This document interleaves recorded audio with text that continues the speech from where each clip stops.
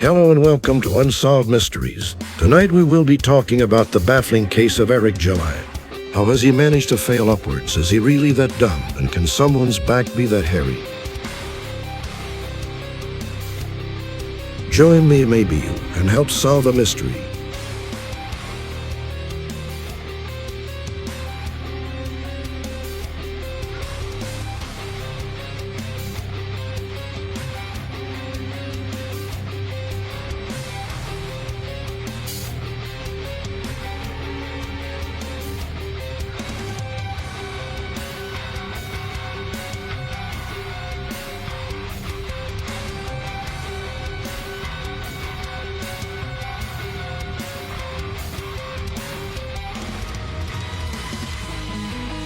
Our story starts out in 2016. Trump had just won the presidency, and the left in Hollywood lost their damn minds. The winner of the presidential race, CNN projects Donald Trump wins the presidency. Donald J. Trump is now president of the United States. President Obama A racist, abusive coward who could permanently damage the fabric of our society. Do the math. Do we really want to give nuclear weapons to a man whose signature move is firing? Firing things? But we can end this nightmare before it begins. We can save the day. For our children. For our children. For our children. For our communities. For our communities. For our community. There had always been propaganda and entertainment, but with Trump derangement syndrome so high in Hollywood, it was cranked up to 11. And from then on, movies and TV became predictable. Woke. Disasters. I need you to fix his suit. The suit is literal perfection. It will be. When it fits a woman. This gave way to a new kind of movie reviewer. Not your typical effeminate nerd who just said nice things so Disney would give them free stuff. But a new kind of reviewer who realized outrage farming got your videos more views. Larson. Brie Larson. Brie Larson. Brie Larson. Brie Larson. Brie Larson. Brie Larson. Brie Larson. With Brie Larson. Brie. Pretty soon a gaggle of these nerds got together and would call everything woke for 4 hours. The show became pretty popular, but they were missing one thing. A based black man who also liked comics. In comes Eric July to fill in that missing piece. That's why it was so popular, because it seemed like they were acknowledging their mistake. Like the new fucking 52 was a goddamn fucked up 52. Yeah. That was a disaster. It was like Rebirth comes in and they're like, okay, we fucked up.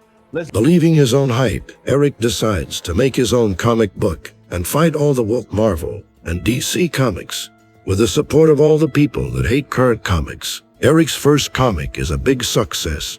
We made $3.7 million between the books and merchandise during Isam #1's campaign window. It seemed like Eric could do no wrong, and then it happened. Hello.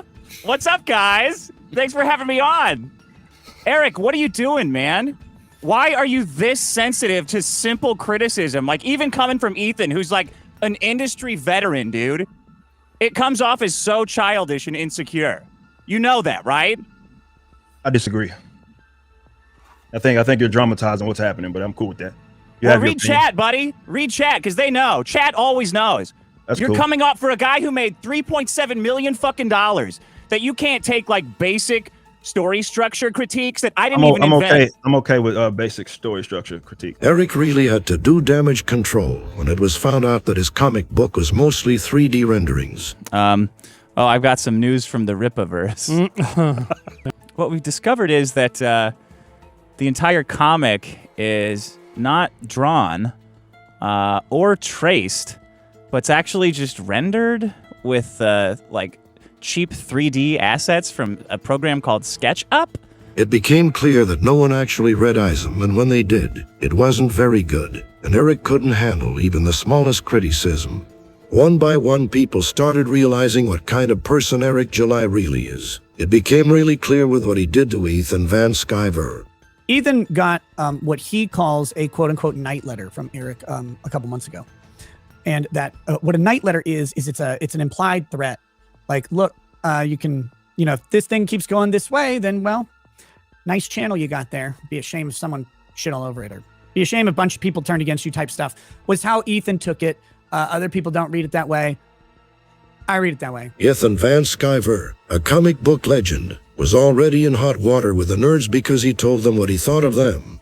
Begin burning some bridges. A lot of people are saying to me, Ethan, make things right with Friday Night Tights. Make things right with them. I wrote to Gary Nerdrotic, and I did send him a little message. Let's have a conversation. Let's have a conversation about this. And I got zero. I got zero response. This is Gary's serious face here. All right, so here we go. That is, and that's thanks to you. And he was great. And you know what? The guys were great. I am surrounded by the best parasites. Fucking co-hosts a guy could ever ask for. Period. Talented, fun. They also happen to be my friends. Not a zero among them. Things got worse when Eric July had Clipaverse's channel taken down. An obvious parody account that made fun of Eric. I'll rip another verse if you don't let me shave you. I'll hell the Clipaverse. Isam cannot save you. I'll rip another verse if you don't. Eric's stupidity really shone clear when he almost got sued because he was too lazy to Google search the name Isam, which was already trademarked. After calling the Christian organization bad Christians and having his fans harass them, Eric eventually settled with them behind closed doors. Because Nick Rakata is friends with the people calling him out, Eric went on his stream to try to bully Nick and clear up rumors. It did not go well. I hadn't done it with you until you came into my chat on my show after calling me out in fucking public, lying about what I've said. What did I lie about? Hold on, wait, buddy. You don't want to get into this right now. What did I lie about? You've said this entire time that I've been dishonest and non-objective. Well, hold on, man. You don't think I'm objective because what I said was, I think Eric July is on the up and up. I want him to make a fucking fortune. I want him to do everything. But I have not seen sufficient evidence to support that Dick and Vic. Now you're lying. Now you're lying. You're lying. Yes, you are. You're fucking lying because I've never once made that claim. So now you're lying. You're lying saying that I said you objective because you said those three.